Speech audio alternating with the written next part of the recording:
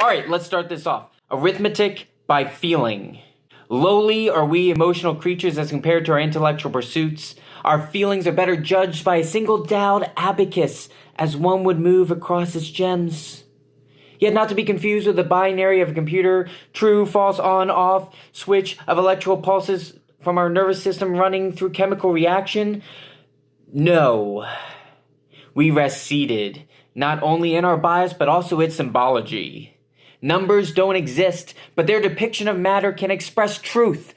Thus, just matter will matter in matterful ways. Man inserts himself into the world by giving himself a perception to see it, and hands to manipulate, stones to move across it to count, and to count reality one blind step at a time.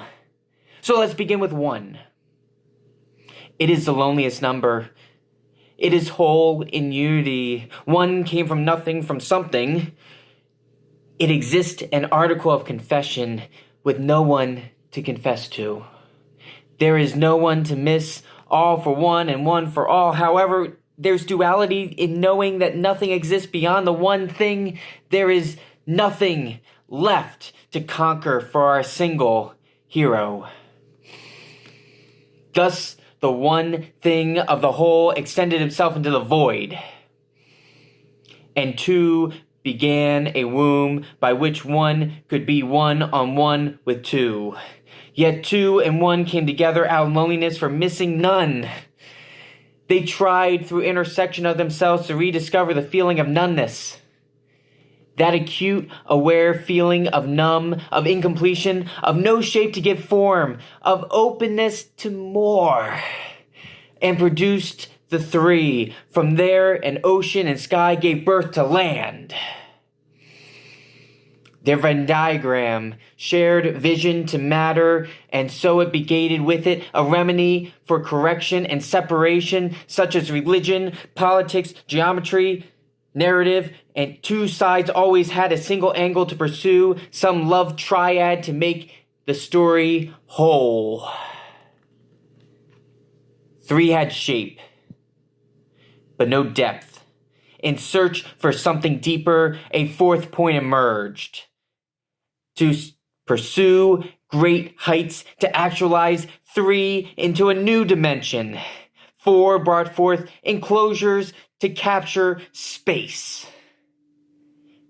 These 4 points Prometheus gave man fire, a tetrahedron to warm the soul. A 5th point stirred inside the self to reach out to the stars above. An eternal immovable mover began to fly across the sky, a comet free to pull into a will across a new period pointed sharp by time, and so the constellation could be arranged. Mobility gave a new twist to fate. Modality, this expression exists as an alternative to itself, a choice between God and Mammoth. We fight between the self and possibility. Our 5-letter ether became a 6-letter either. Reality comes into question. Which I is the real I? 2 creations are in battle for being the truth. The nihilist cries, "Nothing means anything."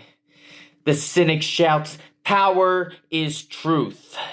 The idealist proclaims, "Truth is power." The skeptic denounces, "No way to know one way or the other." Man must step outside himself, creation and its counterweight, and rest. Observe.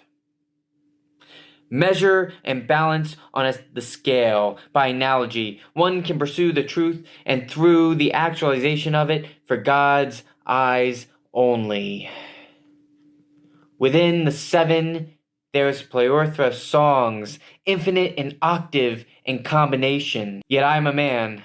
I can only bear so many rocks as my burden.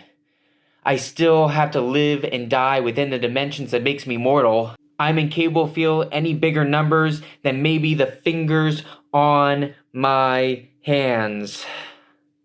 How do you vex your soul on digits you cannot feel? You cannot imagine suffering besides the size of a tribe without somehow dehumanizing it to others.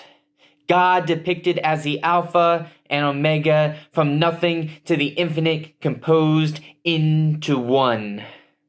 We all over the self-realization of what numbers we don't have. The difference between 1 million and 1 trillion doesn't compute any emotional thought other than, wow, that's a really big number.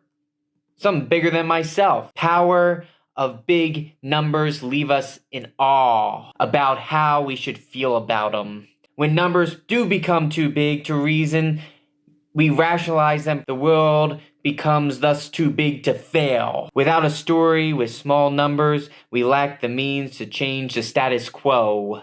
Numbers become a quota for justification to scare us into submission. 8 becomes a dimension as linear as our mental computation. The numbers in octave all start with the same sound, and there's no sensation to make sense of them. And for God to be God in the greatest sense, one we may not fully be able to conceive, God must somehow be able to step outside of the infinitude, to be the unmovable mover and the unstoppable stopper. Not only did God create the world as we know it, but he could collapse the whole by nullification. Thus, this is the 9th realm beyond our comprehension. This is beyond the existence of the impossible world. All other numbers are symbols, for we ascribe them meaning. 13's unlucky, 18 is legal, 69 is sexual, 99 is a restaurant, 666 is a mark of the beast, and 1999 is a song by Prince. Or numbers are things we pretend to know something about the situation. Politicians quote them out of the sense of authority. But numbers can traverse feeling into a form objective from our observation, and true without our manipulation. They speak for themselves. These stoic figures refer to themselves as math.